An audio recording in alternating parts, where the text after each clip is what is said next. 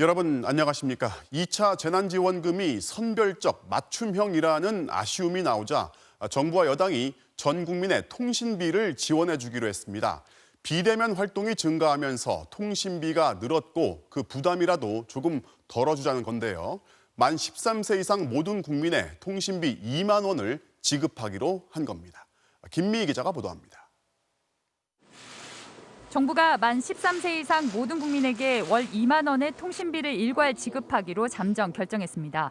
코로나19가 장기화되면서 비대면 활동을 하는 사람들의 통신비 부담을 줄여주자는 취지의 뜻을 모은 겁니다. 이런 내용은 대통령과 이낙연 대표 등 여당 신임 지도부가 만난 자리에서 논의됐습니다. 비대면 활동이 급증한 만큼 통신비는 구분 없이 일률적으로 지원해드리는 것이 좋겠다고. 현재 우리나라 무선통신 가입자는 7천만 명으로 이 가운데 13세 이상 인구 4,600만 명이 혜택을 볼 것으로 추산됩니다. 다만 법인폰 가입자와 휴대폰을 2개 이상 개통한 중복 가입자에 대한 조정이 이루어질 것으로 보입니다. 통신비는 이번 단 한 번만 지급되며 각 통신사가 개인의 통신비를 먼저 깎아주면 정부가 통신사에 돈을 지급하는 방식이 가장 유력합니다. 당초 17세에서 34세까지 또 50세 이상에게만 통신비를 지원하는 방안이 논의됐지만 가장 경제활동이 많은 30, 40대가 제외됐다는 지적이 나오면서 그 범위가 확대됐습니다. 여당은 2차 재난지원금을 추석 전에 지원하겠다는 입장이어서 통신비 지원은 이르면 이번 달부터 적용될 것으로 보입니다. 정부 여당은 또 미취업 청년에게 월 50만 원을 지급하고 7세 미만의 아동에게 지원했던 돌봄 쿠폰을 초등학생 자녀가 있는 전 가구로 확대 지원하기로 했습니다. 정부는 이 같은 내용을 내일 열리는 대통령 주재 비상경제회의에서 최종 논의하고 지급 방식과 규모를 결정할 방침입니다. MBC 뉴스 김미희입니다. 코로나19 추가 확진자는 일주일째 100명대를 유지하고 있지만 오늘 수치는 어제보다 증가했습니다. 정부는 그래도 지금의 추세를 긍정평가하면서 다음 주에는 카페에 앉아서 커피를 마실 수 있게 될지 이번 주말까지 5일만 더 거리 두기에 힘써줄 것을 당부했습니다. 조영익 기자입니다.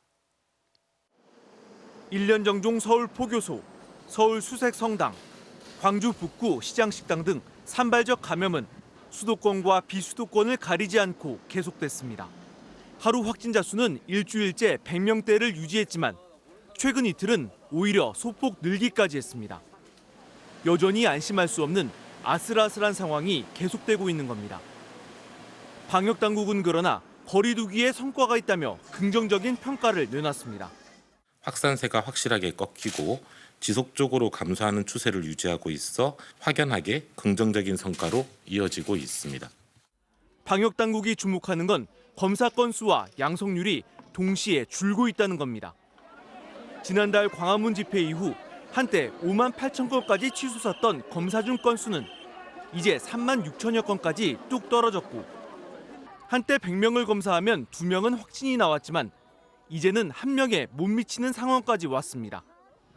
사랑제일교회와 서울 도심 집회의 경우 아직 15%에 이르는 미검사자가 남아있긴 하지만 최소한 8월 중순 이후 시작된 집단 감염은 어느 정도는 급한 불을 껐다고 보는 겁니다.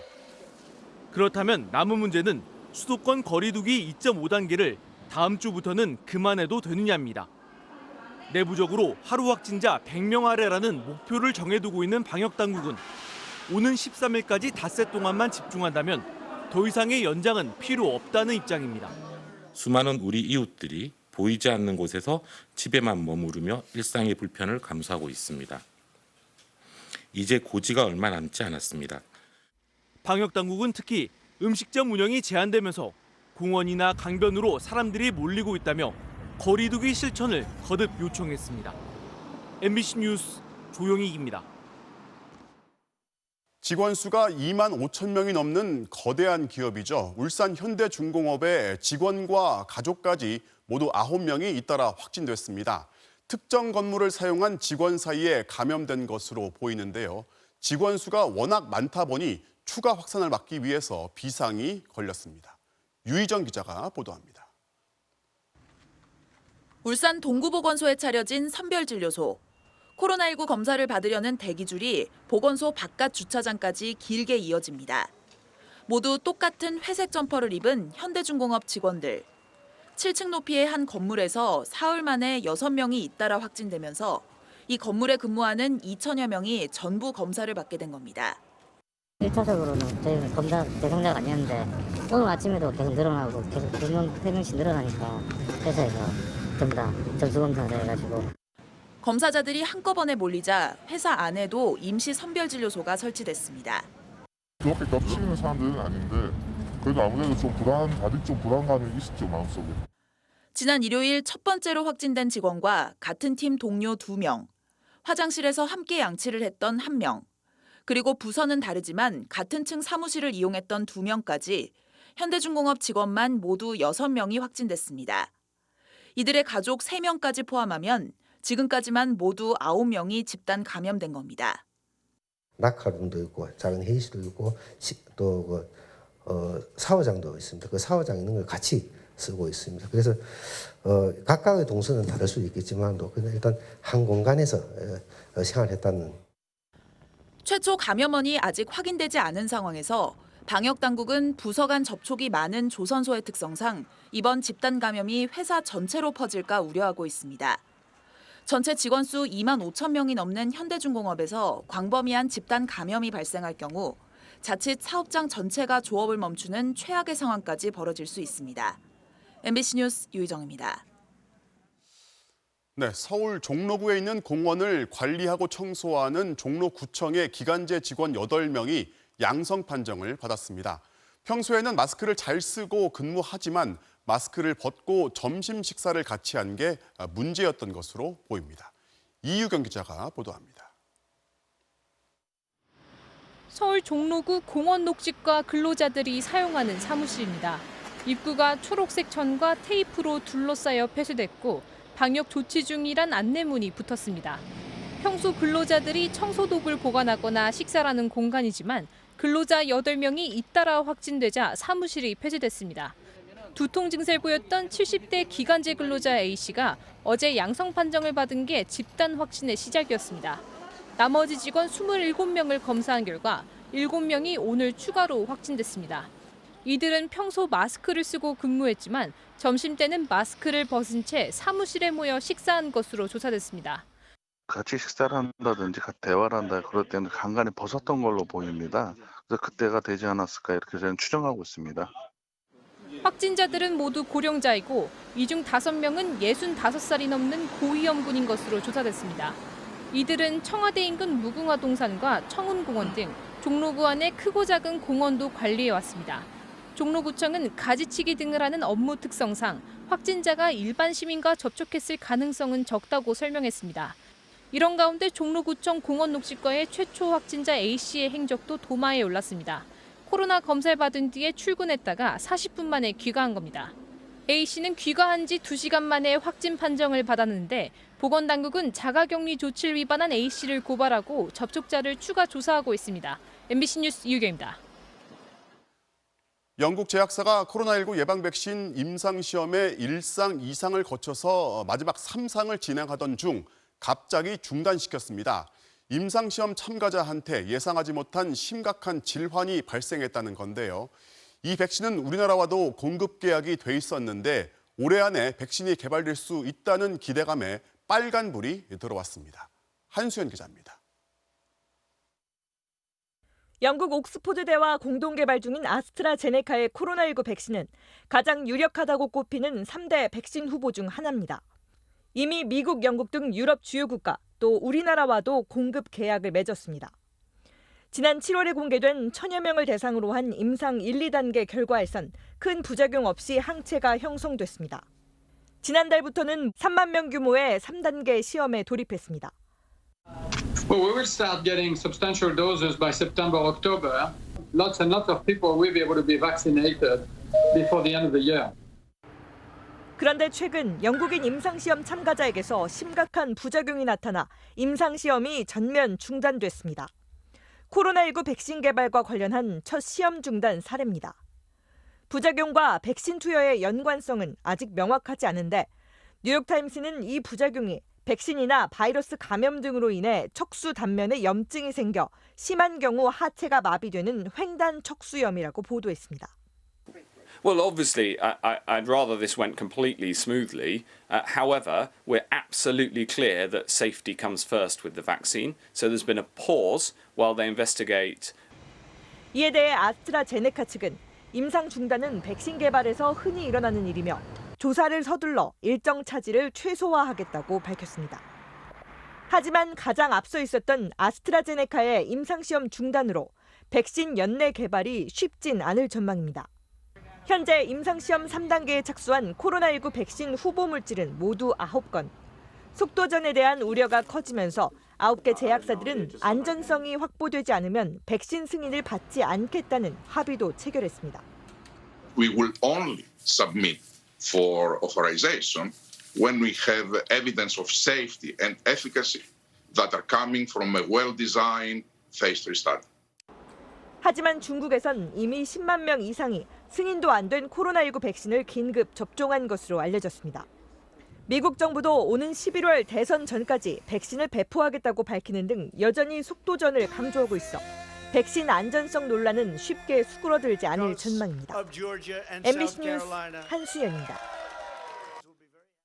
북한의 연평도 포격과 천안함 폭침 사건이 벌어지자 당시 해군은 대북 전력을 강화하겠다면서 특수 침투정 사업이란 걸 밀어붙였습니다. 필요시에 특수부대원들을 북한에 몰래 침투시켜서 요인 암살 같은 작전을 수행한다는 건데요. 그런데 최근 감사원이 이 사업에 대해서 집중 감사를 벌였고 총체적 부실이 드러난 것으로 확인됐습니다. 이남호 기자가 단독 취재했습니다. 소형 보트가 적 해안가 근처로 들어서자 물 아래로 가라앉습니다.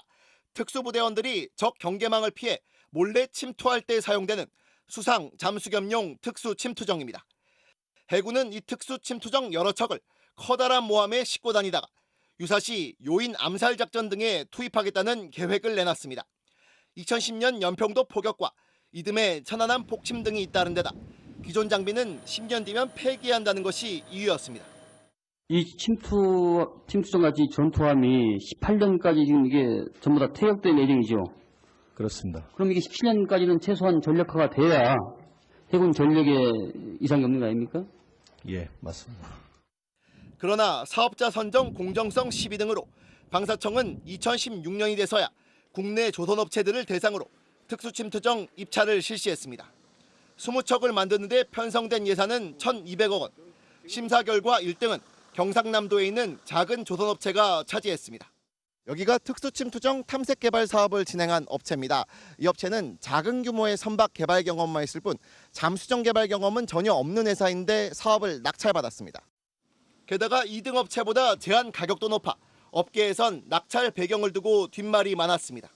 지금 잠수정 같은 경우에는 실적이 없는 업체였거든요. 그래서 실적으로나 보나 아니면은 설계 능력으로 보나 저희도 조금 의아하긴 했어요. 그러다 보니 평가를 위한 시제품조차 영국 업체의 도움을 받아 가까스로 만들었습니다. 기술 이전 비용까지 포함되면서 필요 예산도 3,100억 원으로 2배 넘게 뛰었습니다. 아예 영국 업체 제품을 그대로 들여왔으면 최대 1,200억 원에 가능했을 걸로 추정됩니다. 더 큰 문제는 이렇게 많은 돈을 들여 만들어도 제대로 작동할지 알 수가 없다는 겁니다. 합동참모본부와 해군은 최근 이 특수침투정 시제품에 대한 시험 평가를 진행했는데 심각한 결함이 여러 발견됐습니다. 그런데도 합참은 잠정적 적합, 즉 통과 판정을 내려줬습니다. 군 관계자는 시험 평가서를 보면 보안 요구사항만 A4 용지 10장이 넘는다면서 사실상 부적합 판정을 받았어야 했는데 왜 통과시켜줬는지 알 수 없다고 전했습니다. 무엇보다 특수침투정 작전 자체가 비현실적이란 논란이 수년째 이어지고 있습니다. 특수침투정은 자체적으로 장거리 이동이 한데 이를 싣고 다닐 모함이 필요한데 그 큰 배가 떠다니면 은밀한 기습작전이 가능하겠냐는 겁니다. 이게 은밀성의 작전을 위해서 장비인데 은밀하지 않기 때문에 잘못하면 여기에 타는 특수부대들이 몰살을 당할 수가 있어요. 그쪽에서 사전에 침투를 하겠구나 하고 예측이 돼버리잖아요. 더군다나 모함 개발을 맡은 대우조선해양은 예상 비용을 7,400억 원에서 1조 400억 원으로 슬그머니 늘렸습니다. 이렇게 특수침투정 20척과 모함 비용을 합치면 최첨단 이지삼 한 척 비용과 맞먹습니다. 특혜 시비와 작전 타당성까지 잡음이 끊이지 않자 결국 감사원이 나섰습니다. 이미 사업 관리와 시험 평가 등에서 총체적인 부실 정황이 나온 걸로 알려졌습니다. 적도발 시 해상으로 특수요원을 투입해 요인 암살 작전을 벌인다는 마치 영화 같은 특수침투정 사업은 결국 백지에서 재검토될 걸로 보입니다. MBC 뉴스 이남호입니다. 국민의힘 박덕흠 의원의 가족회사가 박 의원의 피감 기관으로부터 수백억 원대 공사를 수주했다는 사실을 전해드렸는데요. 박 의원은 자신은 공사 수주와 무관하고 갖고 있던 주식은 백지신탁, 그러니까 금융기관에 맡겨서 처분하기로 했기 때문에 문제가 없다고 주장했습니다. 그런데 저희가 확인해본 결과 박 의원의 백지신탁한 주식은 아직 팔리지 않았고 만약 이대로 임기가 끝나면 고스란히 되돌려받을 수 있는 것으로 확인됐습니다. 공직자윤리법을 정면으로 위반했다는 지적이 나오고 있습니다. 조희영 기자가 단독 취재했습니다. 경기도 성남의 한 건설사, 국민의힘 박덕흠 의원 부부는 6년 전까지 이 회사 주식의 절반을 갖고 있었습니다. 당시 장부 금액만 50억 원이 넘는 11만 8,800주인데 지난 2014년 국회 기획재정위원회 위원이 되면서 이 주식을 농협에 백지신탁했습니다.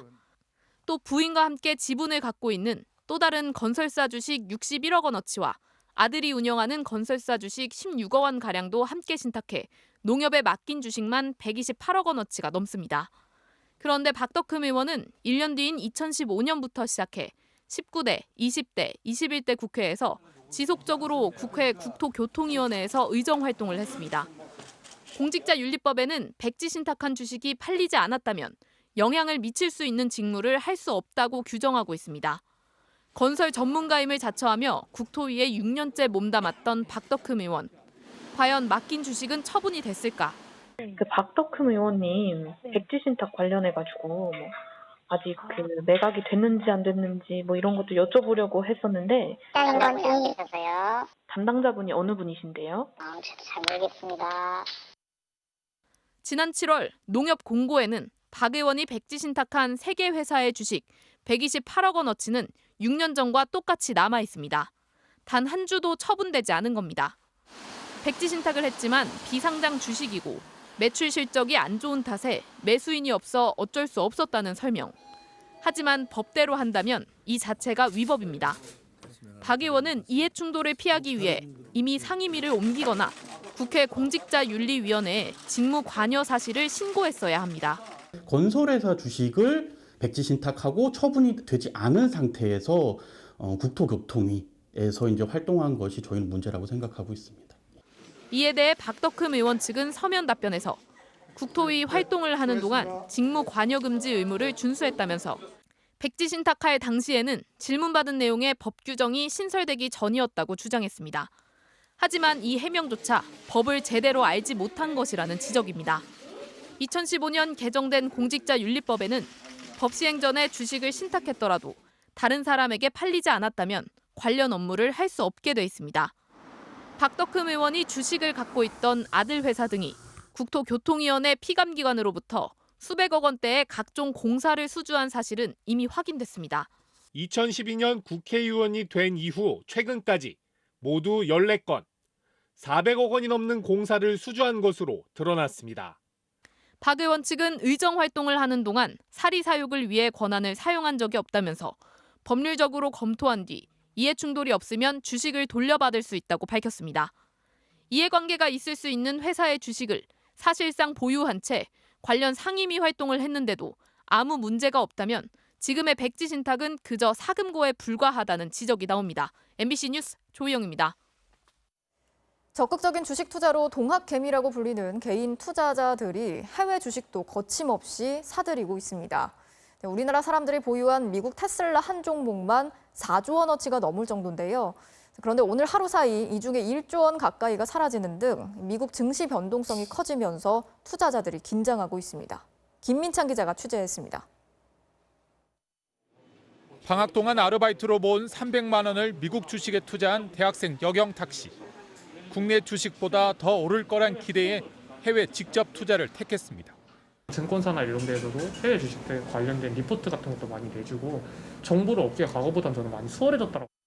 30대 직장인 이필립 씨도 고수익을 기대하고 모아둔 2천만 원을 미국 주식에 투자했습니다. 주식 등락폭이 높고 그리고 굉장히 국제 정세에 따라서 좀 흐름도 맞아가는 해외 주식이 저한테 맞는 것 같아서 저금리 속 풍부해진 유동성으로 동학개미들이 해외로 눈을 돌리면서 지난달까지 국내 투자자의 해외 주식 결제 대금은 1,049억 달러, 우리 돈 124조 원을 기록했습니다. 이미 지난해 전체 거래액의 3배 가까운 규모입니다. 최대 관심 종목은 올 들어서만 5배 오른 미국 전기차 회사 테슬라. 올해 국내 투자자들이 사고 판 테슬라 주식 거래 대금만 13조 원으로 이 돈이면 국내 시가총액 30위권인 한국전력이나 삼성생명 주식 전부를 살 수 있습니다. 하지만 쉴새 없이 오르던 미국 증시가 최근 조정 국면을 보이면서 개인 투자자들의 고민도 깊어지고 있습니다. 기술주 중심의 나스닥은 사흘 만에 10% 넘게 추락했고 테슬라는 불과 5거래일 만에 33% 넘게 빠져 우리 돈 1조 5천억 원이 증발했습니다. 솔직히 투자자 입장으로서는 좌절스럽죠. 오늘도 떨어졌나 이렇게 혹시나 해서 봤는데 4.몇 % 떨어진 거 보고 우울했습니다. 전문가들은 그동안 가파르게 오른 만큼 조정 가능성도 크다며 투자자들의 신중한 접근을 당부했습니다. 누가 뭐래도 주가가 너무 빠르게 올라오다 보니까 미래의 성장 가치를 너무 앞서 반영했기 때문에 한마디로 주가가 많이 비싸져 있었다는 게. 오늘 애플 주가가 7% 가까이 하락하는 등 미국 증시가 급락했지만 동학개미들은 오늘도 아랑곳 않고 7천억 원 가까이 사들이며 국내 증시를 떠받쳤습니다. MBC 뉴스 김민찬입니다. 추미애 법무장관 아들의 군복무 특혜 의혹과 관련해서 추 장관의 아들 측이 자대 배치 청탁을 언급한 당시 주한미군 한국군 지원단장을 경찰에 고발하면서 반격에 나섰습니다. 추 장관 아들의 휴가 미복귀 의혹을 주장한 당시 당직 사병은 국회에 나와서 직접 증언을 하겠다는 뜻을 밝히는 등 공방이 계속되고 있습니다. 최경재 기자가 취재했습니다. 추미애 법무부 장관의 아들 서모 씨의 변호인이 전 주한미군 한국군 지원단장 이모 예비역 대령과 한 언론사를 경찰에 고발했습니다. 서 씨의 부대 배치 당시 추 장관 측이 청탁을 한 것처럼 허위 사실을 말했다는 겁니다. 제가 직접 추미애 남편 서 교수하고 추미애 시어머니를 앉혀놓고서 청탁하지 말라고 교육 40분을 했으니까. 하지만 이 발언은 다른 장병들의 가족들까지 전부 모인 가운데 나온 것으로 추 장관 쪽을 특정한 게 아니었다며 사진까지 공개했습니다. 90세가 넘은 할머니가 청탁을 하여 이를 말리기 위해 40분간 교육했다라는 식으로 발언을 한 것은 도저히 묵과할 수 없는 일입니다. 고발된 이 예비역 대령은 이 문제를 본격 제기한 국민의힘 신원식 의원의 과거 사단장 근무 당시 참모장을 지냈던 것으로 드러났습니다. 신 의원 측은 이 대령과 3개월 동안 같이 일한 적은 있지만 이번 제보에 대한 사전 조율은 없었다면서 제보자의 입에 재갈을 물리려는 무고라고 반발했습니다. 당시 당직 사병 A씨도 서 씨의 미복귀 사실을 인지해 전화했더니 미안한 기색 없이 당연하게 집이라고 했다. 이게 무슨 상황인가 싶었다고 국민의힘 윤한홍 의원 측에 진술했습니다. A씨는 그러면서 국회에서 부르면 나가서 증언할 수 있다고 덧붙였습니다. 이에 서 씨의 변호인은 휴가 복귀일에 서 씨가 이 당직 사병과 통화한 적이 없다고 반박하고 있습니다.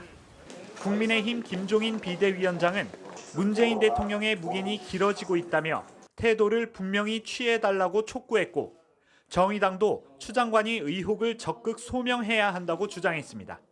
하지만 더불어민주당은 의혹만 있고 사실이 없다며 정치 공세 중단을 요구했고 문 대통령과 여당 지도부의 만남에서도 관련 논의가 전혀 없었던 것으로 확인돼 추 장관의 거취에 대한 검토는 없는 것으로 보입니다. MBC 뉴스 최경재입니다. 천인 계획이라는 게 있습니다. 중국 정부가 전 세계에 내로라 하는 과학 인재를 어떻게든 데려오겠다는 강한 의지를 담아서 발표한 계획인데요. 정부가 국내 과학자가 포섭된 첫 사례를 확인했습니다. 바로 자율주행 분야의 권위자인 한국과학기술원 카이스트의 한 교수였습니다. 정진욱 기자가 단독 취재했습니다. 주변에 레이저 광선을 쏴 사람의 눈처럼 주변을 인식하는 라이다 장비입니다. 10여 년 뒤에는 시장 규모가 1,300조가 넘을 것으로 예상되는 자율주행차의 핵심 기술입니다. 정부는 이 기술이 카이스트의 이모 교수를 통해 중국으로 유출된 것으로 보고 있습니다. 정부 관계자는 해당 교수가 중국의 한 대학과 주고받은 연구 계약서와 메일 등 관련 자료에서 연구 성과를 중국 정부에 귀속시킨다는 조항을 확인했다고 밝혔습니다. 특히 이 교수는 지난 3년 동안 중국 측으로부터 수억 원을 지원받았는데 이 돈이 기술 유출의 대가인지를 의심하고 있습니다. 국내 자율주행차의 권위자로 알려진 이모 교수가 중국 대학과 접촉하게 된 계기는 이른바 중국의 천인 계획으로 알려졌습니다. 기술 굴기를 꿈꾸는 중국이 각종 특혜를 제공하며 전 세계 과학자들을 적극 영입하는 프로젝트인데 형식적으로는 국제 공동 연구의 형태를 하고 있지만 실제로는 기술 탈취에 사용된다는 의혹을 받아왔습니다. 최근 나노 기술의 권위자로 통하는 미국 하버드대 교수도 천인 계획에 포섭된 사실이 드러나 미중 무역 갈등으로 확대되기도 했습니다. 정부 관계자는 이모 교수가 참가한 프로젝트가 천인 계획과 관련이 있다는 정황을 일부 확인했다고 밝혔습니다. 사실로 확인된다면 중국 천인 계획에 따른 국내 첫 기술 유출 사례입니다. 우리나라하고는 첫 사례고 단순한 사건이 아닌 좀 신중하게 접근해야 될 사안이기도 합니다.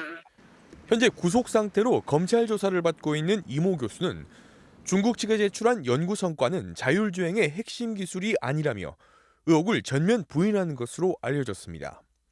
지난 2년 동안 국내 기업의 첨단 기술 40여 건이 해외로 유출됐는데 이 가운데 70에서 80%는 중국이었습니다. 정부는 다른 첨단 기술 분야에도 이와 유사한 기술 유출이 있을 것으로 보고 실태 조사에 들어갈 방침입니다. MBC 뉴스 정준익입니다. 삼성과 SK가 중국 화웨이의 반도체 공급을 끊기로 했습니다. 미국의 기술이 들어간 반도체는 미국 정부의 승인 없이 화웨이에 공급할 수 없다는 제재에 따른 결정인데요. 당장 우리 업체들 수출량은 줄겠지만 결국 기회가 될 수 있다는 분석이 나옵니다. 조윤정 기자가 취재했습니다. 삼성전자와 SK하이닉스가 오는 15일부터 화웨이에 대한 반도체 납품을 중단합니다. 화웨이는 삼성전자 메모리 반도체 매출의 8%, SK하이닉스 전체 매출의 10% 정도를 차지해 두 회사로부터 연간 8조 원 가량을 사들이고 있습니다.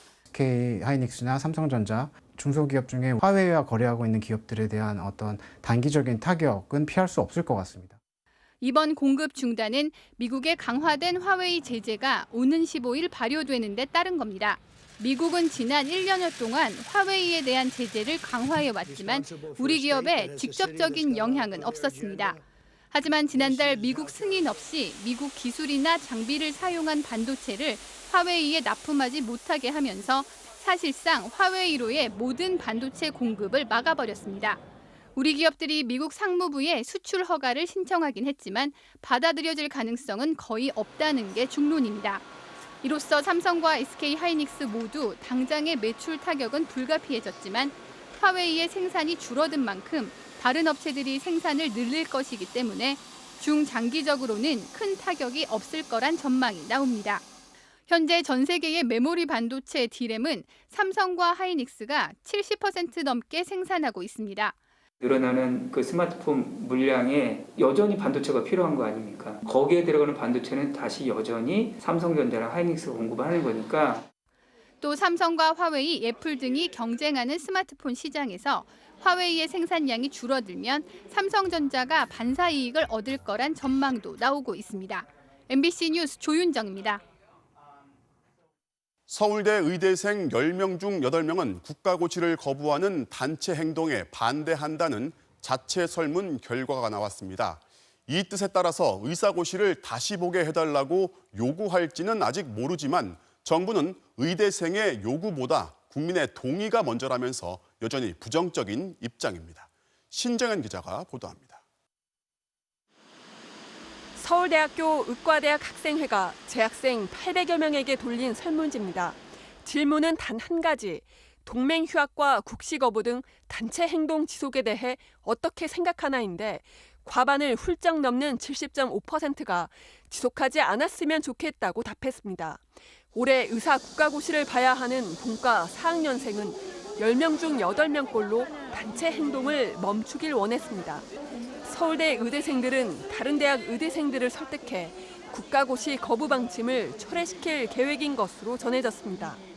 어제도 회의가 있었고요. 설득을 하려고 했습니다. 적어도 단체 행동을 지속이 강행되는 분위기는 전혀 아닙니다. 이미 접수 마감된 의사 국가고시의 경우 의대생들이 통일된 입장을 내고 정부에 구제책을 요구할 것으로 예상됩니다. 4학년 학생들도 설득을 해야죠. 다른 대학에. 그리고 설득을 해서 응시 구제책을 따내야죠. 전공의들이 휴진을 접고 복귀했고 여론도 갈수록 악화되면서 집단 행동의 동력이 급속히 떨어지자 국가고시 재접수 요구라는 카드를 검토하고 있는 것으로 보입니다. 하지만 정부는 시험 시작일을 일주일 미루고 재신청 기한도 2차례나 연장했던 만큼 이제 와서 응시 의사를 밝힌다 해도 시험을 치를 수 없다는 입장을 거듭 강조했습니다. 국가시험의 추가 접수는 형평과 공정에 위배되는 측면이 있습니다. 국민들의 동의가 선행되지 않는다면 정부로서도 쉽게 결정할 수 있는 문제는 아닙니다. 실제로 국시 접수를 취소한 의대생을 구제하지 말라는 청와대 국민청원 게시물에는 벌써 50만 명에 가까운 사람들이 동의했습니다. MBC 뉴스 신정현입니다. 저희가 차마 기사로 다 표현할 수가 없는 어느 산부인과의 신생아 학대 의혹이 제기됐습니다. 울음소리가 크다는 이유로 1인용 인큐베이터에 여러 아기를 집어넣고 또 분유병을 아기 입에 꽂아주고 혼자 먹게 했다는, 그러다 분유를 분수처럼 토했다는 겁니다.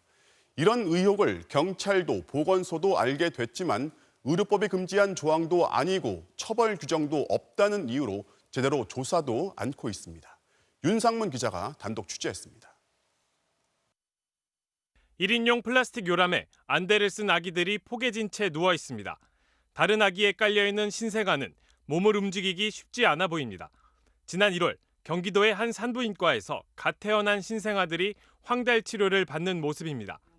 그때 당시에 신생아실 팀장님이 기저귀를 다 빼놓고 골고루 다 째게 해라 라고 얘기하면서 퇴근을 하셨고요. 애기 케어하고 있다라는 사진을 찍은 거예요. 다 그거를 단톡방에 올린 거고요. 신생아들이 이렇게 밀착해 있으면 전염병 감염 가능성이 높아집니다. 그런데 이런 동시 치료가 종종 이뤄졌다고 합니다. 장비가 하나뿐인데다 심지어 한 명씩 치료하면 퇴원이 늦어진다는 말까지 들었다고 합니다. 여러 명 있을 경우에는 2명씩도 같이 동시 치료를 받게 하는 경우가 있었어요. 올 봄쯤이었던 것 같아요. 우는 아기들이 시끄럽다며 인큐베이터에 2명, 3명까지 넣었다는 증언도 나왔습니다. 특히 나이트 근무 때 둘, 셋을 인큐베이터에 넣는 경우가 많았어요. 거기 있는 선생님들 거의 다 그랬던 것 같아요. 오래 계신 분들. 안아주는 거 싫어하셔서 거의 넣으라는 식으로. 아기들이 손 탄다는 이유로 신생아 혼자 분유를 먹게 하는 이른바 셀프 수유도 흔했다는 게 공통된 증언입니다. 애기 입에 꽂아두는 거예요. 훨씬 더 많은 양이 기도로 넘어가기 때문에 분수하듯이 토를 하는 거예요. 사실일까? 병원을 찾아갔습니다. 대표 원장은 알지도 못하는 사진이라고 반박했습니다. 그건 뭐 있지도 않은 것도 어떻게 무슨 할 줄도 모르겠고 하여튼 다른 병원 사진이요? 몰라요. 다 그거 출처도 모르겠고. 하지만 사진 속 병원 마크를 근거로 다시 묻자 이번에는 당시 근무자가 연출해 찍은 거라고 주장했습니다. 신원 직원 계신 분이요. 병원에서 또 보통 아마 뜨가 있다가 이런 얘기를 얘는니까 악의적이라 그냥 가면 안 되겠다. 일단 급하게 고소장도 제가 썼고. 인큐베이터에 2명 이상을 넣은 것도 셀프 수유도 사실 무근이라고 밝혔습니다. 간행적으로 했다? 웃기는 소리가 지금 CCTV에 그런 게 하나는. 하지만 경찰은 병원 측의 고소로 진행된 명예훼손 사건을 수사하는 과정에서 CCTV 영상을 통해 셀프 수유가 있었던 사실은 확인했습니다.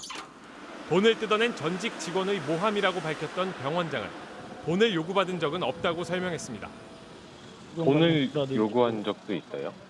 직접적으로 한 건 없죠. 이제 그건 없고.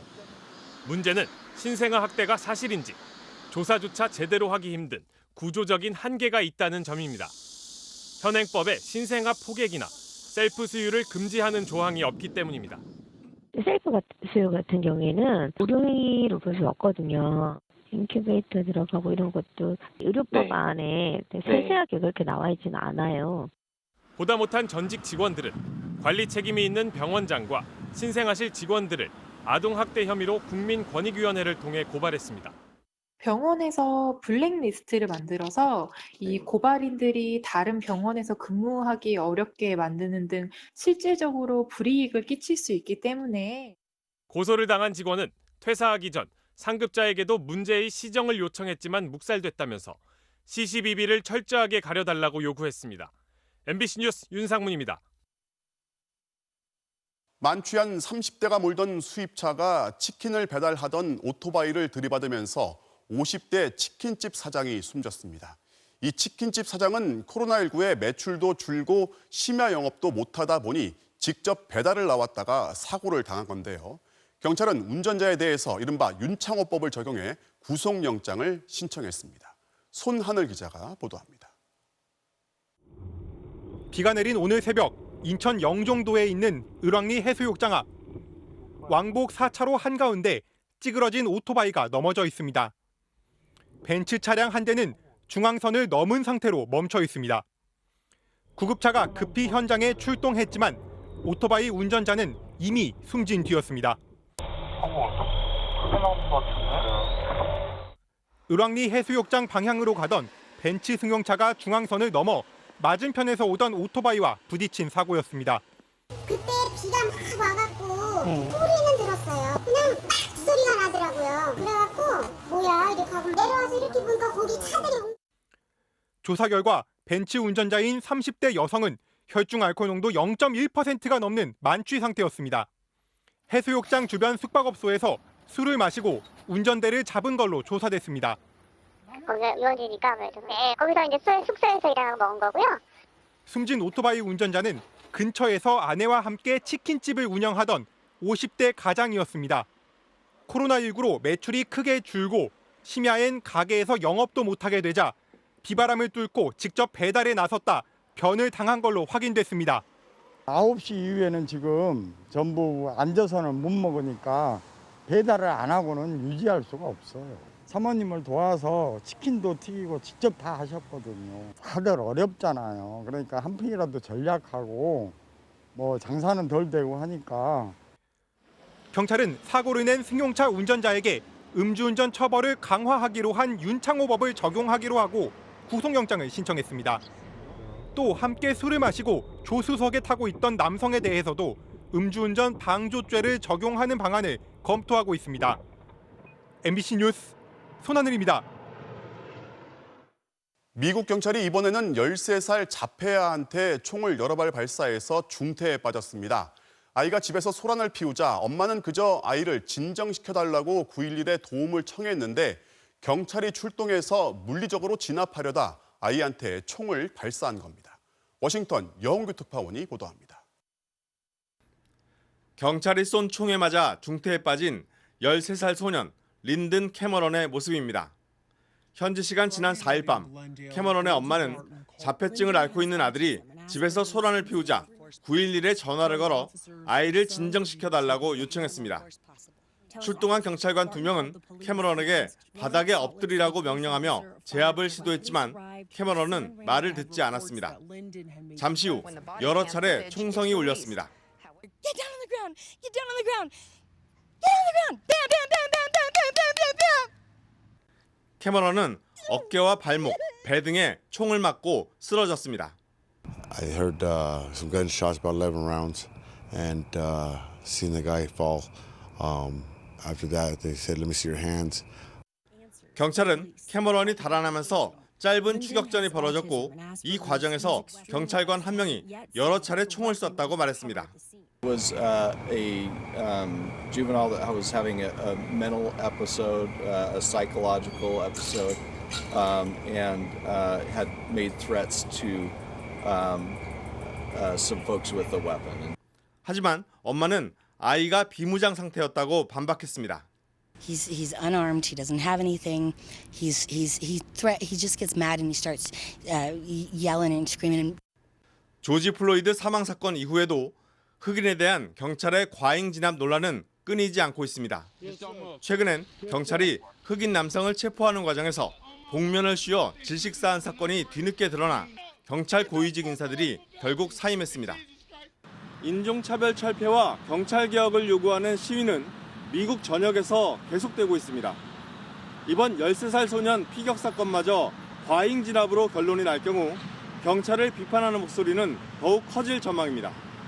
워싱턴에서 MBC 뉴스 여홍규입니다. 지난 1월 24일 국내에서 처음으로 코로나19 환자가 나온 이후 어느덧 8개월이 지났습니다. 이렇게 코로나 사태가 장기화되고 사회적 거리두기가 계속되면서 코로나 블루라는 새로운 신조어도 나왔는데요. 우울함을 뜻하는 블루에 코로나가 붙어서 코로나로 변해버린 우리의 일상, 그로 인한 스트레스를 뜻합니다. 만날 수도 없고 또 모일 수도 없는 나날들을 더는 견딜 수 없다는 사람들. 김아영 기자가 만나봤습니다. 서울의 한 음식점. 점심시간이지만 손님들이 별로 없습니다. 3층짜리 식당에 1층도 다 못 채울 정도입니다.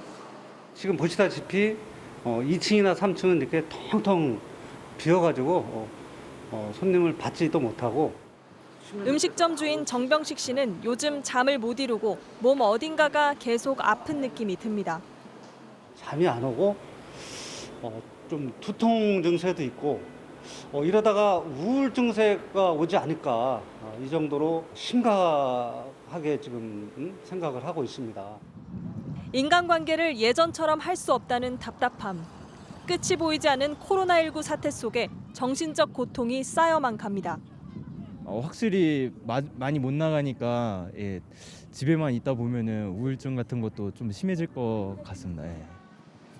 이른바 코로나 블루, 코로나19로 인한 우울감이 정도의 차이는 있지만 널리 퍼져 있는 겁니다. 코로나 시기에는 책임 있는 행동 굉장히 중요합니다. 서로의 안전을 위해서. 근데 이걸 이제 안 지키는 일부 사람들을 보면 막 화가 치밀어 오르기도 하고 그 피해가 나의 경제적 피해로 나타나기도 하니까 억울하기도 하고 이런 이제 불안과 우울과 분노 감정이 늘어나고 있습니다. 실제로 코로나 블루를 호소하는 상담 전화도 크게 늘었습니다. 치료제는 백신은 아무것도 알 수가 없잖아요. 불확실하고 예측 가능하지 못하고 그러한 거 앞에서 우리 이제 인간은 굉장히 무기력감을 느끼게 되거든요. 전문가들은 당장의 완벽한 해결책은 없지만 햇빛을 보는 것 그리고 움직이는 것이 도움을 줄 거라고 조언합니다. 이 시기에도 움직여야 됩니다. 특히 낮에 햇볕 보고 움직이는 거. 집안을 벗어날 수 없다면 창가에서라도 햇볕을 보는 게 도움이 되고요. 낮에 누워 있으면 우리 뇌는 잔줄합니다. 그래서 낮에 최소한 앉거나 걷는 게 또 우리의 수면 주기를 유지하는 데 도움이 되고 8개월째 계속된 코로나 국면에 방역당국도 국민 심리방역에 눈을 돌리기 시작했습니다. 코로나로 인한 마음의 병을 질병 분류 코드로 만들어 정신건강 전문의의 도움을 받게 할 예정입니다. 방역당국은 코로나로 인한 정신적 고통이 심할 경우 정신건강 상담 전화를 적극 이용해달라고 당부했습니다. MBC 뉴스 김아영입니다. 평양이 통째로 찾아가고 있다. 오늘자 노동신문은 태풍 피해를 복구하기 위해서 평양 당원 12,000명이 급파된 걸 이렇게 표현했습니다. 김정은 위원장이 신속한 복구를 지시한 지 사흘 만에 이뤄진 조치인데요. 손영 기자가 취재했습니다. 평양 금수산 태양궁전 광장. 평양당원 12,000명이 모였습니다. 태풍 마이삭으로 피해를 본 함경도 복구를 위해 30만 명이 지원했는데 이 중 선발된 수도 당원 사단들입니다. 한시바삐 피해 복구 정상에 진입하자는 게 우리 중대 모두의 한결같은 심정입니다. 이들은 야간 버스와 기차로 수해 현장에 급파됐는데 꽃을 든 평양 시민들이 마스크를 쓴 채 거리와 기차역까지 배웅을 나왔습니다. 우리 세대주는 어제 저녁 말하였습니다. 당신 목과 나의 딸 자식의 목을 합쳐서 더 많은 일을 하고 오겠다고 말입니다. 피해 복구용 건설 자재들도 평양을 떠났습니다.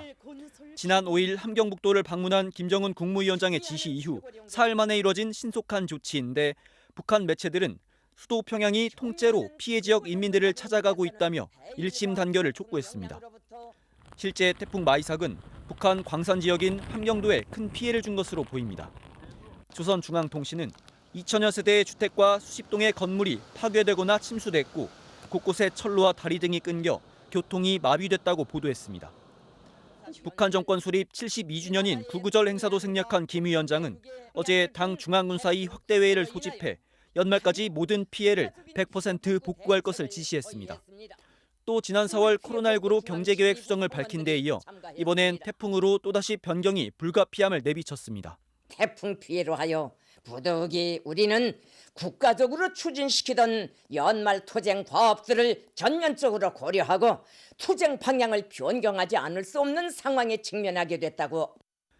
연이은 악재에 오는 10월 당창건 기념일까지 완공하려던 평양 종합병원 건설 등 굵직한 사업들의 계획이 변경되거나 취소될 거란 분석이 나오고 있습니다. MBC 뉴스 손영입니다.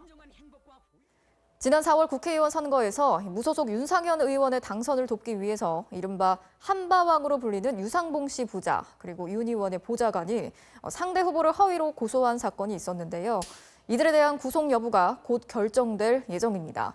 오늘 영장 실질 심사가 있었는데 핵심 피의자인 유상봉 씨는 연락을 끊은 채 출석하지 않았습니다. 김건희 기자가 취재했습니다.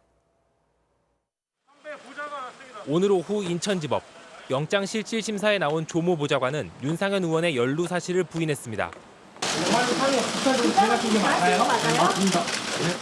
이어서 등장한 이른바 한바왕 유상봉 씨의 아들도 공모관계를 인정하지 않았습니다. 윤상현 의원 따로 만나신 적 없으신가요? 예, 없습니다. 윤상현 의원 따로 청탁 진정서를 지난 4월 총선 직전 유 씨 부자는 경쟁 후보였던 당시 미래통합당 안상수 의원을 검찰에 고소했습니다. 하지만 경찰은 무소속으로 출마한 윤상현 의원을 당선시키기 위해 허위 내용으로 고소를 한 것으로 보고 수사를 벌였습니다. 실제로 총선 이후 유상봉 씨는 윤상현 의원과의 공모관계를 상세히 털어놨습니다. 윤상현 의원 쪽에서 의원회관 사무실에 저를 좀 만나자고 그런다고 그러더라고요. 제가 하고 있는 그 사업을 좀 적극적으로 도와주시겠다고 이제 그렇게 말씀을 하셨어요. 그러면서 윤 의원의 요청에 의해 진정서를 작성했다고 말했습니다. 실질적으로 목격자가 있는 걸 써달라고까지 했었어에 대한 진정서를 이제 윤 의원님께서 써달라고 그런다고 그러더라고요. 수사 결과 윤 의원 측 보좌관이 이들과 공모한 의혹이 드러나면서 경찰은 유 씨 부자와 조 보좌관에 대해 구속영장을 신청했습니다. 경찰은 윤상현 의원도 혐의가 있다고 보고 기소 의견으로 송치하려 했지만 검찰은 윤 의원에 대한 입건은 반려하고 보강 수사를 지휘했습니다. 저희들은 완벽하게 수사를 했고 혐의 소명이 충분히 됐다고 판단하는데 직접적인 윤상현 의원의 개입 혐의라든지 핵심 피의자인 유상봉 씨는 오늘 영장 실질 심사에는 나오지 않았습니다. 경찰은 유 씨가 도주한 것으로 판단하고 소재를 파악해 강제 구인할 계획입니다. MBC 뉴스 김건희입니다. 올해 우리나라 영화 기생충이 미국 아카데미 최고상인 작품상을 수상하자 전 세계가 깜짝 놀랐는데요. 이렇게 놀란 배경의 하나는 아카데미가 화이트 오스카라고 불릴 만큼 그동안 백인들만의 잔치였기 때문입니다. 오늘 아카데미가 다양성을 더 확대하는 방안을 내놨는데요. 박소희 기자가 전해드리겠습니다. 91년 오스카 역사상 최초로 비영어권 영화가 작품상을 수상하는 파란을 일으킨 기생충. 당시 봉준호 감독은 영어권 영화 중심이던 아카데미를 우회적으로 비판했습니다. 특히 이제 외국어 영화가 각본 감독상을 받은 경우는 몇 번 있었는데 작품상을 받은 게 최초라고 하죠. 예. 왜 그랬을까요? 아카데미는 영화계 최고의 권위를 누렸지만 유독 백인 그리고 남성의 수상이 집중된다는 평가를 받아왔습니다. 2016년에는 배우 부문 모든 후보에 백인만 지명되자 오스카는 너무 하얗다라는 비난이 일었습니다. Well, I'm here at the Academy Awards, otherwise known as the White People's Choice Awards. You realize if they nominated host, I wouldn't even get this job. 아카데미가 수상작을 선정하는 회원 비율에서 유색 인종과 여성의 비율을 40%까지 늘린 데 이어 2024년 시상식부터 작품상 수상작 선정 기준에 다양성을 추가하겠다고 공식 발표했습니다. 영화 묘사, 제작자, 영화 홍보 등 4개 분야 중 최소 2개에서 다양성을 확보해야 수상 후보가 될 수 있습니다.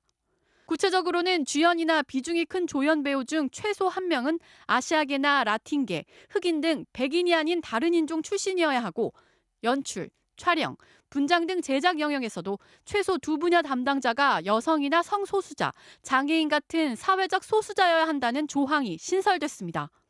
다양성 문제에 대해서 그 기준과 범주를 만들어냈다는 것은 뒤늦었지만 매우 환영할 만한 일입니다. 그러나 지나치게 강제화되는 것은 바람직하지 않고요. 차별의 문제에 대해서 사람들의 인식이 바뀌면 자연스럽게 해결될 수 있는 문제라고 생각합니다. 아카데미의 이 같은 변화가 실제 영화계의 다양한 창작으로 이어질지 주목됩니다. MBC 뉴스 박소희입니다. 네, 이어서 오늘 이 뉴스 전해드리겠습니다. 인도에서 신생아에게 살충제가 든 우유를 먹여서 살해하려 한 충격적인 사건이 발생했는데요. 이 범인은 다름 아닌 아이의 아버지였습니다. 한 여성이 계단 앞에서 하염없이 눈물을 흘리고 있습니다. 태어난 지 하루 만에 생명이 위독해진 딸 쌍둥이의 엄마입니다.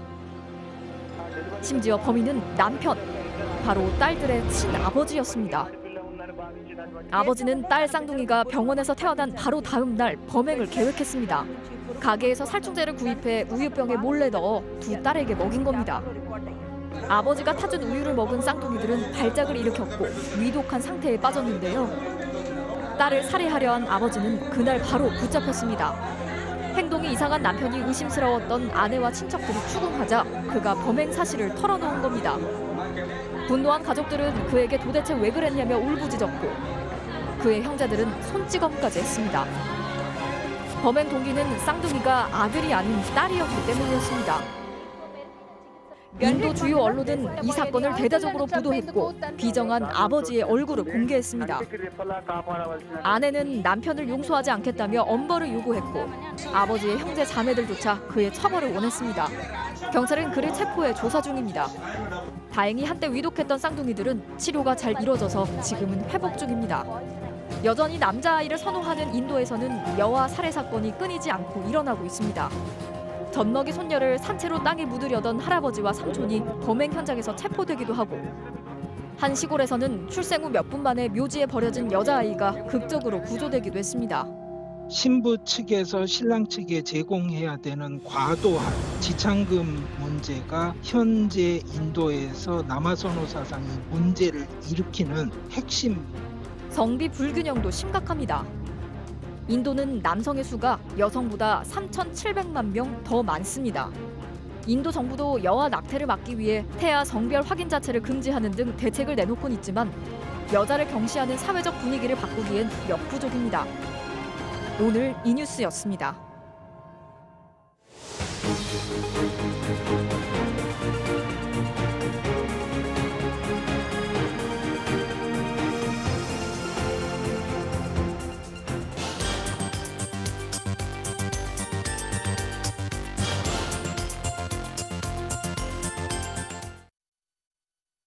한국토지주택공사 LH가 짓는 임대아파트, 낮은 임대료에 쫓겨날 걱정 없이 오래 산다는 건 분명 장점이고 그래서 당첨된 게 행운이라는 기쁜 마음으로 입주를 했는데 지금은 오히려 후회하는 이들이 있습니다.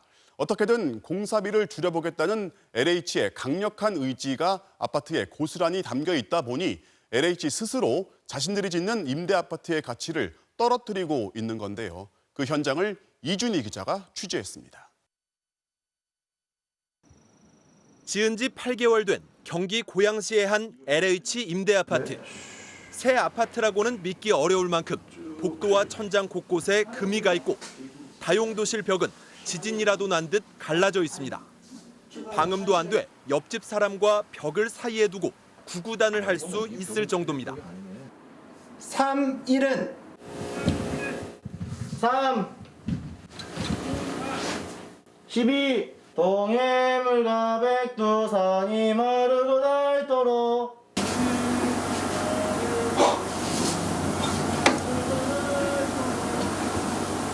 세대 간 벽체에는 보통 콘크리트를 쓰는데 이 아파트엔 특이하게도 석고보드를 사용했기 때문입니다. LH는 입주자 모집 공고에 아예 세대 간 방음에 취약할 수 있다고 적어놓기까지 했습니다. 소음 문제가 있을 걸 알고도 이렇게 지었다는 건데 입주민들은 일상생활이 힘들다며 고통을 호소합니다. TV 소리 조금만 올리면 다 들리고요. 누가 통화를 하는구나. 누가 지금 와 있구나. 남양주시의 또 다른 임대 아파트 역시 소음 민원이 빗발칩니다. 거의 한 개동에 300세대가 진짜 닭장처럼 좀 몰려 살고 있는데 옆집과의 간격도 엄청 좁습니다. 벽도 지금 자재가 어떻게 되는지 얇은 상태인데 저 같은 경우에는 오늘 아침에 옆집 그 핸드폰 알람 소리에 깼어요. 출입문은 더 황당합니다. 이렇게 공동 현관에는 첨단 보안 시스템이 설치되어 있지만 바로 옆 복도에는 창문도 없이 뻥 뚫려 있어 이렇게 쉽게 넘어갈 수 있습니다. 넘어다니기가 쉬우니까 사실 이게 의미가 있나 싶죠. 이 문이 이게 사실 의미가 있나 싶죠. 사실. 전국의 LH 임대 아파트에서 접수되는 하자 신고는 매년 5,000건, 하루 평균 14건에 달합니다. 안전사고도 발생합니다. 7년 전 부산의 한 LH 임대 아파트에선 신발장이 쓰러지면서 어린이를 덮쳐 두개골이 함몰되는 사고가 있었습니다. 신발장을 고정하지 않고 세워만 놨기 때문인데 이런데도 하자 보수를 미루다 이듬해엔 다른 어린이가 신발장에 깔려 숨졌습니다. 비난이 이어지자 LH는 지난해 누수 등 긴급 하자가 발생하면 3시간 내 출동해 24시간 내 복구하는 시스템을 도입하겠다고 발표했습니다. 과연 잘 지켜지고 있을까? 경기 평택의 LH 임대 아파트에 사는 최우진 씨는 1년 전 입주한 이후 베란다에서 제습기를 꺼본 적이 없습니다. 천장 우수관에서 물이 새기 때문입니다. 최 씨는 작년 9월 LH에 하자 접수를 한 뒤 지금까지 10여 차례 보수를 요구했지만 LH 측은 업체 일정을 확인 중이다. 겨울엔 작업이 힘들다며 1년째 어떠한 조치도 해주지 않았습니다. 계속 시간이 필요하다. 어쩔 때는 날씨가 안 좋아서 못한다. 어쩔 때는 난간이 설치가 안 됐기 때문에 못한다. 이제 제보를 했고 이제 기자님과 통화까지 했다고 하니까 그때서야 갑자기 바로 해주겠다. LH가 미분양 빌라나 원룸을 사서 임대하는 매입 임대주택도 상황은 비슷합니다. 서울 동대문구의 이 매입 임대주택은 지난달 일주일 새 2번이나 집에 물이 들어찼습니다. 윗집 상수도 배관이 빠졌기 때문입니다. 네, 제가 여기서 자요. 빨리 물 새면 빨리 물 잠그려고. 그런 실정이에요 지금. 관리사무소에 계속 전화를 했지만 받지 않아 결국 119에 도움을 요청할 수밖에 없었습니다. 1시 반인데 전화를 계속했어요. 전화를 안 받아요. 어쩔 수 없이 119를 불러서 물을 잠근 거죠. 너무 힘들어요. 너무 힘들고 이렇게는 진짜 살기 싫어요. 당첨자원으로 그냥 돌아가고 싶어요. 그런데 LH 주택이라고 모두 이렇지는 않습니다. 가장 편안해야 할 곳은 집입니다. 집은 안단테입니다. LH가 민간 아파트와 경쟁하겠다며 브랜드 장명에만 5억 원 가량을 쓴 분양주택 안단테. 이 이름은 분양주택에만 붙일 뿐 임대아파트엔 사용하지 않습니다. LH 스스로가 임대주택과 분양주택을 차별하고 있는 겁니다. 길 하나를 사이에 두고 이쪽엔 LH 분양주택, 이쪽은 LH 영구 임대주택이 들어서 있습니다. 두 아파트가 어떻게 다른지 한번 살펴보겠습니다. 우선 문고리부터 다릅니다. 임대주택은 3만 4천 원짜리 열쇠형, 분양주택은 20만 8천 원짜리 디지털 자물쇠입니다. 요즘 2020년도인데 전자키 없이 열쇠를 예전같이 들고 다닌다는 게 말이 안 되는 것 같고요. 바닥도 임대주택은 제곱미터당 11,800원짜리 일반 장판을 쓰지만 분양주택에는 층간소음 저감을 위해 3배 비싼 기능성 장판이 들어갑니다. 14개 주요 마감재를 비교해보니 분양주택은 526만 원, 장기임대는 337만 원으로 한 집당 189만 원이나 차이가 났습니다. 이뿐만이 아닙니다. 분양주택에는 주차 통제와 보안을 위해 주차 차단기가 있지만 영구임대주택에선 찾아볼 수 없고 임대주택 입주 당시 했었던 헬스장과 도서관 설치 약속도 지켜지지 않았습니다. 도서관이나 그런 소모임 장소가 있다는 것에 대해서 좀 기대를 했었죠. 1년이 넘은 시점에서 봤을 때 아직 오픈을 안 한 상태고 LH는 임대와 분양주택 차이를 줄여나가겠다면서도 정부 지원이 부족해 당장은 차이를 없애기 힘들다고 말합니다. 국민 임대 아파트를 지을 때 정부 지원금 기준은 3.3제곱미터당 742만 원이지만 실제 들어가는 돈은 894만 원이어서 가뜩이나 지을수록 적자인 임대 아파트에 돈을 더 쓸 수 없다는 겁니다. 하지만 이런 주장에는 문제가 있습니다. LH는 지난해 임대주택 건설로는 1조 6천억 원의 영업 손실을 냈지만 토지나 주택 분양 등을 통해선 4조 4천억 원의 이익을 냈습니다. 이 성과를 바탕으로 지난해 직원 1인당 평균 1,851만 원의 성과급을 받기도 했습니다. 공기업인 LH가 아파트와 땅 장사로 큰 돈을 벌면서 서민 주거복지라는 본연의 임무에는 돈이 든다며 소홀한 겁니다. LH 자체적으로도 돈 버는 게 더 중요하지 이 돈을 어떻게 쓸 것인가가 더 중요하지 않았다라고 하는 측면도 있습니다.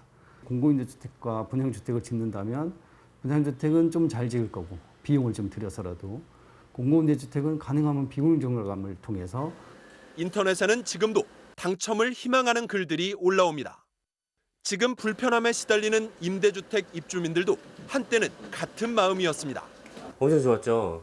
와이프도 좋아하고 이사도 안 가고 그리고 여기가 좀 이렇게 저렴하니까 계속 살 수 있겠다 싶은 거죠. 그래서 여기서 조금 많이 모아서 내 집 마련도 하고 싶은 꿈도 있고.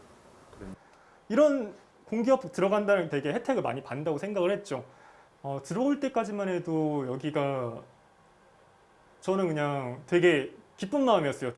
심각한 주택난 속에서도 현재 1년 이상 비어있는 LH 임대주택은 5,800채에 달합니다. 지난 5년 새 8배나 늘었습니다. 정부는 서민 주거 안정과 주택난 해소를 위해 현재 157만 채인 임대주택을 5년 뒤 240만 채까지 늘린다는 계획이지만 지금처럼이라면 무작정 많이 짓는 게 능사일지 의문입니다. 대부분 사람들이 일단 공공임대주택이 들어오겠다라고 하면 일단 반대부터 하죠. 이런 품질이 낮은 문제들을 계속 방치해왔고 그걸 사실상 정부가 충분한 예산 투자를 하지 않았기 때문에 생긴 문제라고 보입니다. 임대주택을 고급화해 선입견을 없애고 중산층도 살고 싶게 만들겠다는 정부. 하지만 입주민들이 불편을 겪다 못해 당첨을 후회하는 현실이 개선되지 않는 한 살고 싶은 임대주택이란 그저 공허한 구호에 그칠 수밖에 없습니다. MBC 뉴스 이준입니다. 여당의 개혁 과제인 공수처 출범, 야당이 요구하는 특별감찰관 등의 추천을 동시에 추진하자 이런 여당의 제안을 두고 기싸움이 계속되고 있습니다. 내일로 예정돼 있는 이낙연 대표와 김종인 비대위원장의 회동에서 돌파구가 마련될지 주목되고 있습니다. 보도에 조재영 기자입니다. 공수처 출범과 특별감찰관 등을 빅딜하자고 제안한 여당 원내대표. 하루 만에 한 발짝 더 나갔습니다. 공수처의 정상적인 출범을 약속한다면 특별감찰관 후보자와 북한인권재단 이사의 국회 추천을 진행하겠습니다. 공수처 설치와 특별감찰관 후보 그리고 북한인권재단 이사 추천을 동시에 진행하겠습니다. 뭐부터 먼저 할 거냐, 선후관계 문제가 논란이 될 것 같자 아예 동시에 하자고 제안한 겁니다. 공수처와 기능이 겹칠 수 있다는 점, 남북관계에 악영향을 끼칠 수 있다는 점에서 여당으로선 주저해왔던 사안들을 양보해 협조를 끌어내겠다는 구상입니다. 타결만 된다면 협치의 최대 걸림돌 공수처가 협치에 물꼬를 틀 수 있다는 관측이 나왔는데 국민의힘은 함정이 있는 제안이라며 받아들이지 않았습니다. 특별감찰관은 여당이 1명, 야당이 1명을 추천하면 그중 대통령이 지명하기 때문에 야당의 의사가 제대로 반영되지 않는 사안이다. 즉, 거래 조건이 맞지 않는다는 겁니다. 진정으로 두 개를 다 하고 싶으면 특별감찰관 추천 절차가 마무리되는 대로 저희들은 공수처장 추천위원을 추천하겠다. 이렇게 이야기를 하겠습니다. 여기에 지난 몇 년간 특별감찰관 등을 공석으로 놔둔 것을 사과하라는 요구까지 덧붙였습니다. 그러자 민주당 지도부에선 야당은 어차피 공수처에 협조할 생각이 없다. 시간 끌기가 또 시작됐다는 냉소적 반응이 나왔습니다. 민주당 일각에선 야당의 협조가 없이도 공수처를 출범할 수 있는 법 개정안을 이미 발의한 가운데 내일로 예정된 이낙연 대표와 김종인 위원장의 회동에서 이 문제가 최대 쟁점이 될 것으로 보입니다. MBC 뉴스 도재영입니다.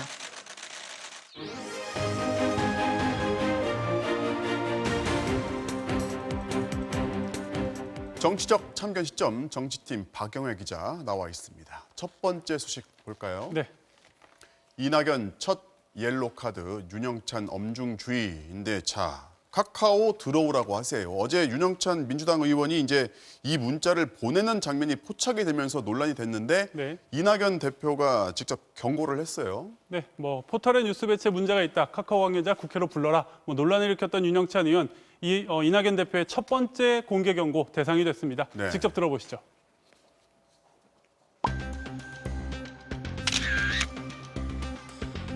조호영 대표께서 연설을 할 때는 바로 연설이 시작하자마자 메인에 전문까지 붙여가지고 기사가 떴습니다. 여야 대표의 연설에 왜 이렇게 차이가 나는지. 부적절한 문자를 보낸 것이 오해를 살 수 있다고 생각합니다. 엄중하게 주의를 드립니다. 몇몇 의원님들께서 국민들께 걱정을 드리는 언동이 있는 것도 사실입니다. 새삼 조심해야겠습니다. 네, 윤영찬 의원은 송구하다, 저의 잘못이다. 비록 고자진과의 대화라 해도 적절한 언어를 사용하지 못했다고 사과를 했습니다. 자, 그런데 이낙연 대표가 이제 윤영찬 의원뿐만 아니라 아까 이제 몇몇 의원님들이라고 표현을 했어요. 네, 당에 소속된 의원들의 SNS 활동이라든지 언론 인터뷰, 좀 경솔한 언동들에 대해서 전반적으로 강하게 주의를 주면서 네. 이번 카카오 소동을 좀 일단락 지으려는 것 같은데 네. 야당에서는 아직 끝나지 않았다는 분위기입니다. 계속된 공세 들어보시죠. 들어오라 나가라고 하면서 뉴스 베일을 좌우하는 듯한 이런 아주 경악할 일들이 드디어 세상 밖으로 나오게 됐습니다. 50 시절의 보도 지침이 되살아난 듯한 그런 느낌을 받았습니다. 한두 번 한 솜씨가 아닌 일상화된 갑질이며 상습화된 언론 자유 침해 행위입니다. 화제로 마무리할 수 있는 사안이 아니라고 생각합니다. 네, 국민의힘은 정부 여당의 언론과 포털 장악에 대해서 국정조사를 추진하겠다고 했지만 민주당이 협조하지는 않을 겁니다. 네. 이낙연 대표 취임한 지 열흘쯤 지났는데 첫 번째 기강잡기의 시범 케이스로 윤영찬 의원이 걸렸는데요. 두 사람은 사실 동아일보 정치부 선후배, 기자 선후배 사이기도 하고요. 또 현 정부의 첫 번째 총리이자 총리 그리고 또 국민소통수석으로 손발을 맞췄던 각별하다고 하면 각별하다고 할 인연이라는 점도 눈에 띕니다. 네, 다음 소식 보겠습니다. 자, 국민의힘이 일본 극우, 그럼 정청래는인데 지금 미래통합당의 새 당명 국민의힘이 이제 일본 최대 극우 단체의 용어다 이런 지적이 나왔는데 사실 네. 이 국민의힘이라는 단체명은 원래 민주당 정청래 의원이 먼저 사용을 했단 말이죠. 그래서 맞습니다. 이런 말이 나오는 것 같아요. 네, 맞습니다. 경희대학교 법무대학원 강효백 교수의 SNS 글이 발단이었습니다. 국민의힘은 일본 극우의 총본산인 일본회의가 창립 기념식을 할 때마다 슬로건으로 쓰는 핵심 단어다. 네. 띄어쓰기를 하지 않고 국민의힘 붙여 쓴 것도 일본을 따라하기 일본어식 표현이다. 이런 지적을 내놨습니다. 네. 일본 회의는 일본 극우 단체들의 연합 조직인데요. 현 아베 내각의 상당수 또 전직 총리나 장관들이 대거 포함이 돼 있어서 일본 자민당을 뒤에서 조종한다 이런 평가를 받습니다. 자, 일본 극우 단체 이름까지 등장을 했는데 국민의힘에서는 뭐라고 해명을 합니까? 네, 당명 교체 작업을 주도했던 김수민 홍보본부장의 인터뷰 직접 들어보시죠. 네. 국민의힘 원조를 주장하셨던 정청래 의원도 극우였다는 이야기인지 이때가 맞지 않는데요. 예술의 전당도 띄우지 않고 그냥 예술의 전당이 왔거든요. 그러면 그것도 일본식 뜻인가요? 재미로 아니면 어떤 질투심 때문에 어떤 상대방의 노력이나 시도나 열정을 좀 깎아내리려고 하거나 아니면 갈등을 주장하고는 하거든요. 네, 조금 전 거론됐던 정청래 의원, 지난 2003년 영화배우 문성근 명계남 씨 등과 함께 친노 성향의 단체인 국민의힘을 조직했었습니다. 정청래 의원은 국민의힘 측이 당명을 바꾸면서 검색 한번 하지 않은 실수에 대해선 최소한의 미안하다는 표현조차 하지 않은 채 않았다고 비판을 하면서 내가 속했던 국민의힘은 띄어쓰기를 했다. 나는 극우할 생각이 전혀 없다. 네. 그쪽은 계속 극우하세요라고 다시 한번 비꼬았습니다. 국민의힘 김수민 본부장은 여러 진영에서 이 이름을 썼다. 그러니까 좌우 모두를 포용할 수 있는 포괄적인 좋은 이름이라고 생각을 한다. 시작하는 모습을 좀 지켜봐 달라고 당부를 했습니다. 네, 오늘은 여기까지 듣겠습니다. 지금까지 박영회 기자였습니다.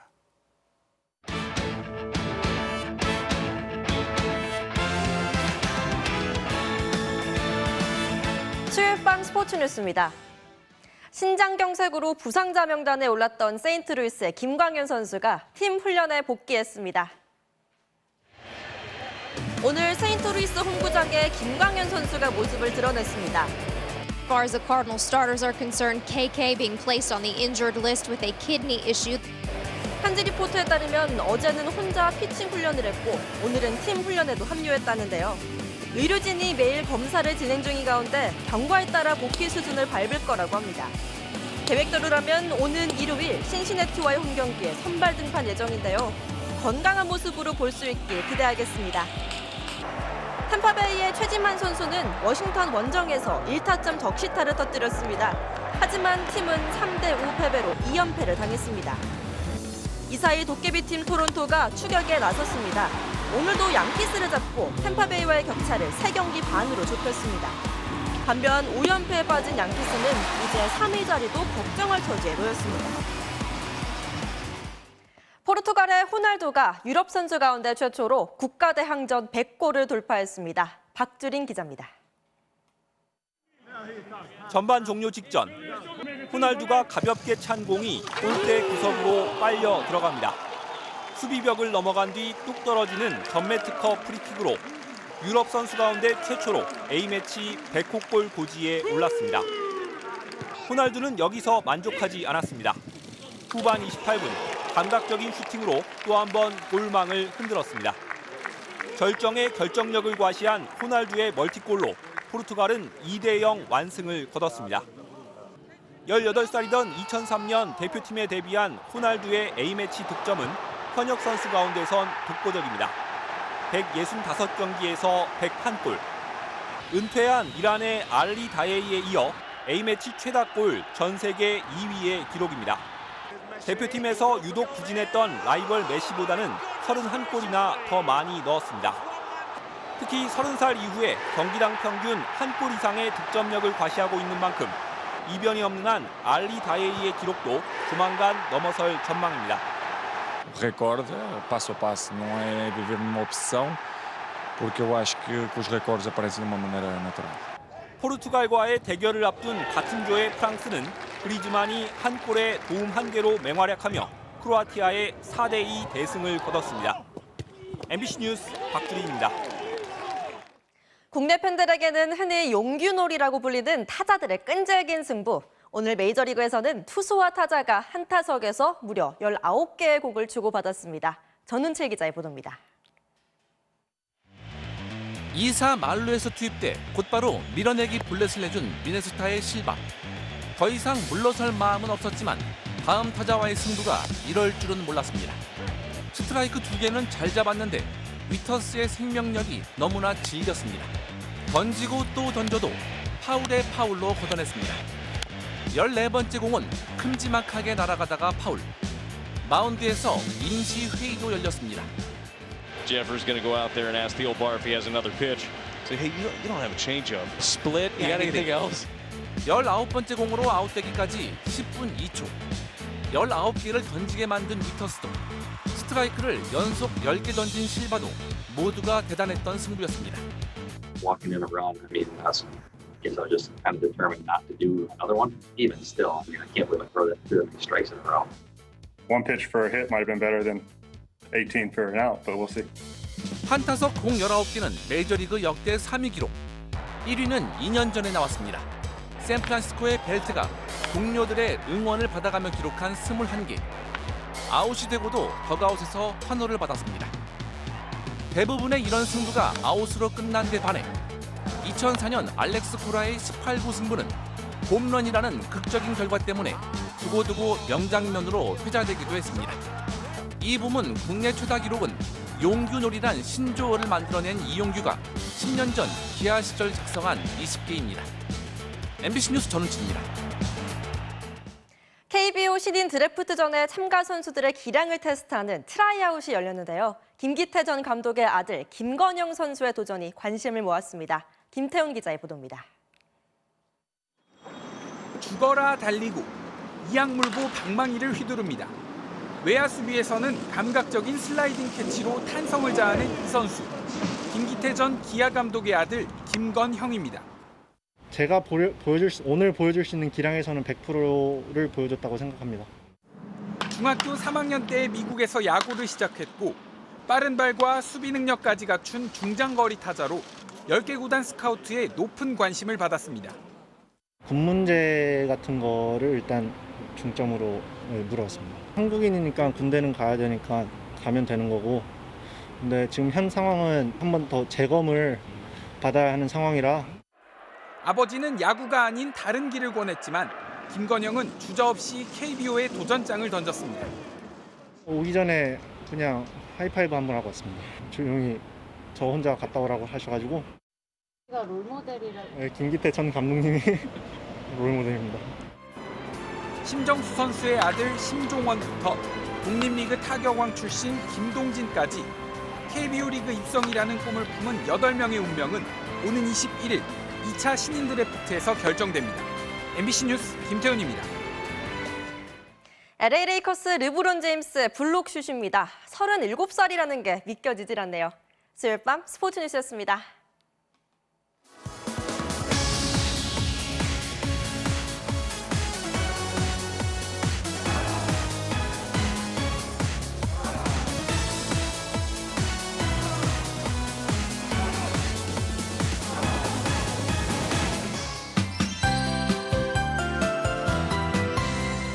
오늘 수도권과 강원도 일대에선 우박이 떨어질 정도로 세찬 비가 내렸습니다. 내일 아침까지 서울을 포함한 중북부 지방에서는 최고 50mm의 비가 더 내릴 텐데요. 비구름의 이동 속도가 빨라서 한두 차례 내리고 그치겠지만 벼락이 치거나 돌풍이 불기도 하겠습니다. 내일은 경기 북부와 영서 북부 지방에서 소나기 가능성만 있겠고요. 비의 강도도 오늘만큼 강하진 않을 전망입니다. 내일 낮 동안에는 먹구름이 걷힙니다. 대부분 지방에서 구름 사이로 햇살이 비추겠고요. 또 선선한 바람도 솔솔 불어주겠습니다. 지금 우리나라 북서쪽의 고기압과 북쪽의 저기압 사이에서 차고 건조한 공기가 지속적으로 내려오고 있습니다. 그로 인해 지금 경기 남부와 강원도 쪽에 비구름이 발달해 있고요. 광주를 비롯한 호남 내륙 지방도 오늘 밤까지 비가 이어지겠습니다. 밤사이 서해안과 내륙을 중심으로는 안개가 만들어지겠고 바다의 물결은 전해상에서 낮게 일겠습니다. 아침 최저 기온은 서울과 청주 20도로 오늘과 비슷합니다. 낮 최고 기온은 서울 26도, 대구 28도가 되겠습니다. 금요일인 모레 오후는 동해안과 제주도에서 비가 오겠고요. 그 밖에 전국으로는 당분간 구름만 지나겠습니다. 날씨였습니다. 9월 9일 뉴스데스크를 마칩니다. 오늘도 함께해 주신 여러분 고맙습니다.